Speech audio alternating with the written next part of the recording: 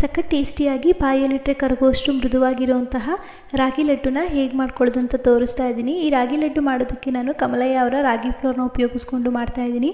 ಮೊದಲಿಗೆ ಒಂದು ಪ್ಯಾನ್ಗೆ ತುಪ್ಪನ ಹಾಕ್ಕೊಂಡು ತುಪ್ಪ ಕರಗಿದ ಮೇಲೆ ಗೋಡಂಬಿ ಬಾದಾಮಿನ ಹಾಕಿ ಫ್ರೈ ಮಾಡ್ಕೊಳ್ತಾ ಇದ್ದೀನಿ.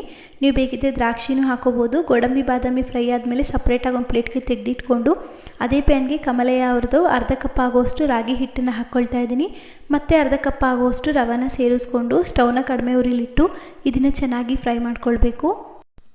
ರಾಗಿ ಹಿಟ್ಟು ಹಾಗೆ ರವೆ ಚೆನ್ನಾಗಿ ಫ್ರೈ ಆದಮೇಲೆ ಸ್ಟವ್ನ ಕಡಿಮೆ ಉರಿಲಿ ಇಟ್ಕೊಂಡೆ ಅರ್ಧ ಕಪ್ ಆಗುವಷ್ಟು ಒಣಕೊಬ್ಬರಿ ತುರಿ, ಅರ್ಧ ಕಪ್ ಆಗುವಷ್ಟು ಪುಡಿ ಮಾಡಿರುವಂತಹ ಬೆಲ್ಲ, ಫ್ರೈ ಮಾಡಿಟ್ಟಿದ್ದಂತಹ ಗೋಡಂಬಿ ಬಾದಾಮಿನ ಸೇರಿಸ್ಕೊಂಡು ಒಂದು ಸಲ ಮಿಕ್ಸ್ ಮಾಡಿ ಸ್ಟವ್ನ ಆಫ್ ಮಾಡಿ ಸ್ವಲ್ಪ ತಣ್ಣಗಾಗೋದಕ್ಕೆ ಬಿಟ್ಬಿಡಿ. ತಣ್ಣಗಾದ್ಮೇಲೆ ಸ್ವಲ್ಪನೇ ನೀರನ್ನು ಸೇರಿಸ್ಕೊಂಡು ಇದನ್ನು ಸ್ವಲ್ಪ ನಿಧಾನವಾಗಿ ಮಿಕ್ಸ್ ಮಾಡ್ಕೊಳ್ತಾ ಉಂಡೆ ಮಾಡ್ಕೊಬೇಕು. ಇಲ್ಲಿ ನೀರು ಬದಲಾಗಿ ನೀವು ಹಾಲನ್ನು ಸಹ ಸೇರಿಸ್ಕೋಬೋದು. ನೀರು ಜಾಸ್ತಿ ಹಾಕಬಾರ್ದು, ಸ್ವಲ್ಪ ಮಾತ್ರ ಸೇರಿಸ್ಕೊಂಡು ಈ ರೀತಿ ಉಂಡೆ ಮಾಡಿ